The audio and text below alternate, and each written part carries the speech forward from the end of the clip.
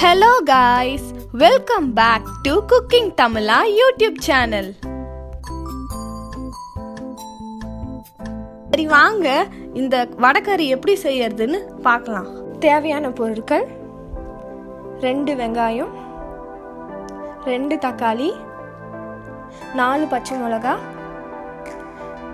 கருவேப்பிலை கொஞ்சம், கொத்தமல்லி தேவையான அளவு, பட்டை 3 பீஸ், பிரிஞ்சி இலை 2 பீஸ், லவங்கம் 4 பீஸ், கரம் மசாலா 1/2 டீஸ்பூன், மஞ்சள்தூள் 1/2 டீஸ்பூன், கடுகு 1 டீஸ்பூன், சோம்பு 1 டீஸ்பூன், கடலைப்பருப்பு 200 கிராம், இஞ்சி பூண்டு பேஸ்ட் 2 டீஸ்பூன், எண்ணெய் தேவையான அளவு, குழம்பு மிளகாய்த்தூள் 3 டீஸ்பூன், உப்பு தேவையான அளவு. சரி வாங்க இந்த வடகறி எப்படி செய்யறதுன்னு பார்க்கலாம்.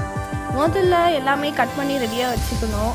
ஃபஸ்ட்டு சோம்பு கொஞ்சம், குழம்பு மிளகாத்தூள்,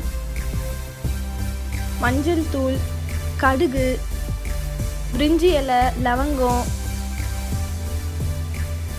அப்புறம் வெங்காயம், தக்காளி, பச்சை மிளகாய், ஜிஞ்சர் கார்லிக் பேஸ்ட், கொத்தமல்லி எல்லாம் ரெடியாக கட் பண்ணி எடுத்து வச்சாச்சு. கொஞ்சம் கருவேப்பிலையும், ஊற வச்ச கடலை பருப்பை கொஞ்சம் சோம்பு உப்பு போட்டு மிக்சியில வடைக்கு அரைக்கிற மாதிரி ஒன்றும் பாதியமா அரைச்சி இட்லி குண்டால வேக வச்சு எடுத்துக்கோங்க. இப்போ ஒரு பேன்ல எண்ணெய் தேவையான அளவு எண்ணெய் ஊற்றிட்டு பட்டை, லவங்கம், பிரிஞ்சி இலை எல்லாம் போட்டு ஃப்ரை பண்ணி எடுத்து வச்சுக்கோங்க. அப்புறம் சோம்பு கொஞ்சம் போட்டுக்கோங்க. வெங்காயம் சேர்த்துட்டு ஒரு வாட்டி நல்லா மிக்ஸ் பண்ணி விட்டுக்கோங்க. வெங்காயம் ப்ரௌன் கலர் வரைக்கும் நல்லா வதக்கிக்கோங்க. இப்போது ஜிஞ்சர் கார்லிக் பேஸ்ட் போட்டு திருப்பி நல்லா மிக்ஸ் பண்ணிக்கோங்க. கொஞ்சமாக கருவேப்பிலை, பச்சை மிளகாய், தக்காளி எல்லாம் போட்டு நல்லா மிக்ஸ் பண்ணி விட்டுக்கோங்க. தக்காளி, வெங்காயம், பச்சை மிளகாய், அப்புறம் இஞ்சி பூண்டு பச்சை வாசனை எல்லாம் போகிற வரைக்கும் நல்லா வதக்கிக்கோங்க. இப்போ கொஞ்சமாக உப்பு போட்டுக்கோங்க, கல் உப்பு போட்டுக்கோங்க. போட்டுட்டு ஒரு வாட்டி மிக்ஸ் பண்ணி விட்டுக்கோங்க.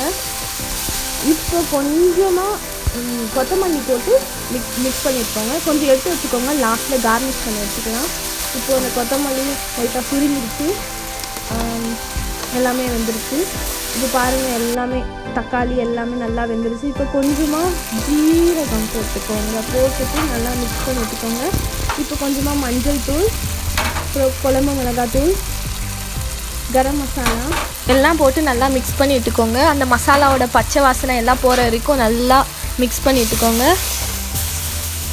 ஒரு 2 மினிட்ஸ் நல்லா எல்லா மசாலாவும் அந்த காய்கறி எல்லாமே நல்லா ஃபுல்லாக எல்லா இடத்துலையும் பரவுற மாதிரி நல்லா மிக்ஸ் பண்ணி விட்டுக்கோங்க. இப்போ கொஞ்சமாக தண்ணி, அதுக்கு ஏற்ற மாதிரி தண்ணி ஊற்றி நல்லா மிக்ஸ் பண்ணி விட்டுக்கோங்க.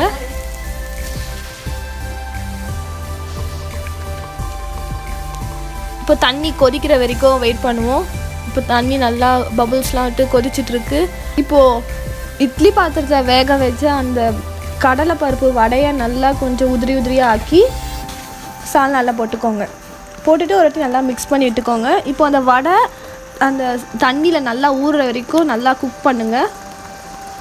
கொஞ்சம் திக்காக ஆகணும், கறின்னு சொல்கிற மாதிரி இருக்கணும் அது பார்க்க. அவ்வளோதான், சுவையான வடைக்கறி தயார்.